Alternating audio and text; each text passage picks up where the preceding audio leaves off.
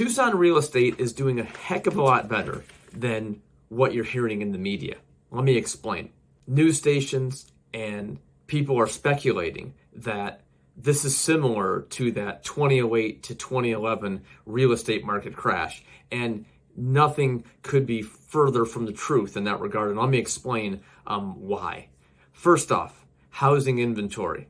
We are still at pre-pandemic levels when it comes to the number of houses that are for sale.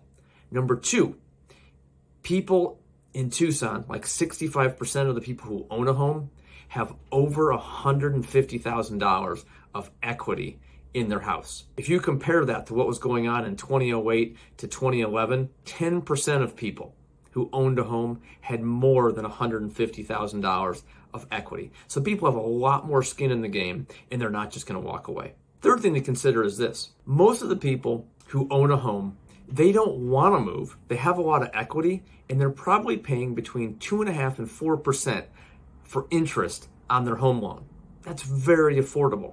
If they were to move and take on a new loan, rates are somewhere in that, 6 to 7% range right now. So people, by and large, are just not moving, which is why we still have such low inventory. Now, with that being said, interest rates are higher, and there are far fewer buyers out there wanting to purchase a house right now. One other thought to consider, and why you shouldn't compare that market from 2008 to 2011 till now. At the height of that market, we had in Tucson between 6,500 and 9,000 houses for sale at any given time. Right now, housing inventory is still right around 3 to 3,500 houses for sale.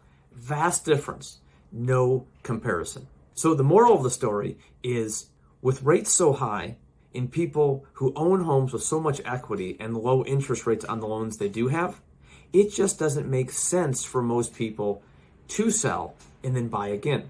However, for those people who are considering buying, most of the experts are predicting a much more incremental, slower growth rate over the next 3 to 5 years. But they're still predicting home values to rise a little bit each year. First 8 months since interest rates doubled, we have seen almost no decrease in home values so far. Now, I don't have a crystal ball. If inventory began to climb and houses really sat on the market for a lot longer, sure, we could see the values of our home come backwards a little bit. So far on the front lines, what I've experienced is very little change in home values. Market times have increased a little bit. Overall, houses are selling in about 30 to 40 days, so that's doubled. Normal times, though, it takes usually 2.5 to 3.5 months to sell a house. We're talking about, a $350,000 product here. So it's normal for it to take that long. So that's what's cooking in Tucson real estate as of right now.